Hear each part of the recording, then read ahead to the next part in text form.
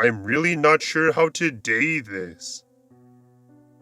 I think I grew up in a pocket dimension or something. I know it sounds insane, but let's start at the beginning. I grew up in Luswin Creek, Alaska, a place that definitely doesn't exist. I only have a few memories from my time there. After all, it's been 20 years. My mother was the one who brought us there. It was her hometown as well. She left when I was 5, and my sister Jill was 7. I had a best friend. We'll call him David. Me and David did the usual things kids would do. Ride our bikes through town and get ice cream on the hot summer days. We always had free time since there was no public school and we were all educated at home.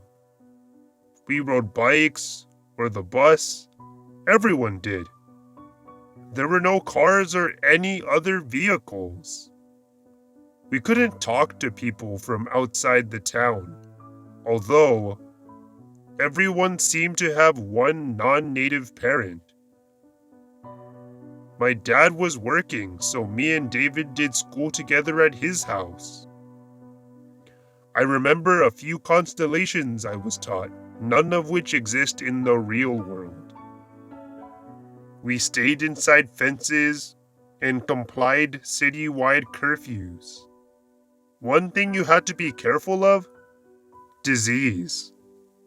If you got a cold or broke a bone, you'd disappear.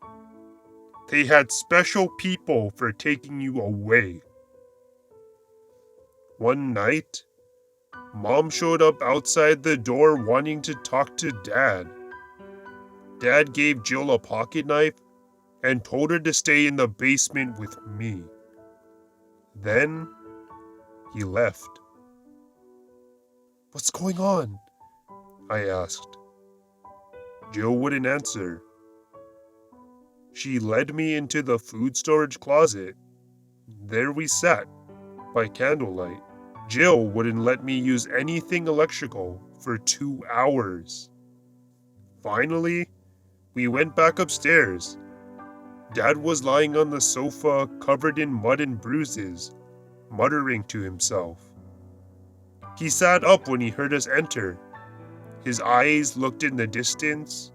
He was clearly thinking about something else.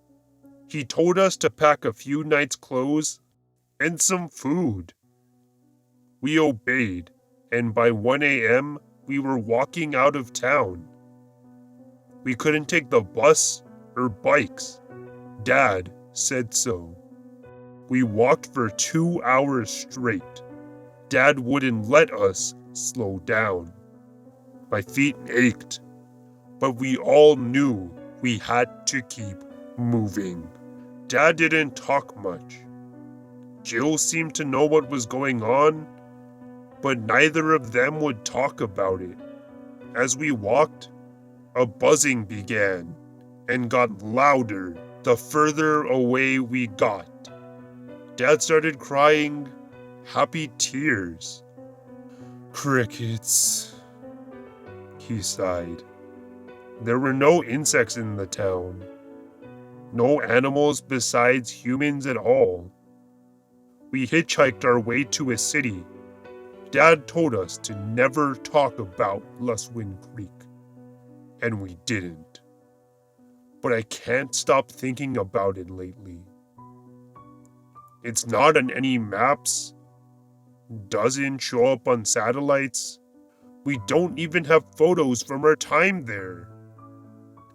I grew up in a place that doesn't exist, and I'm kind of freaking out about it.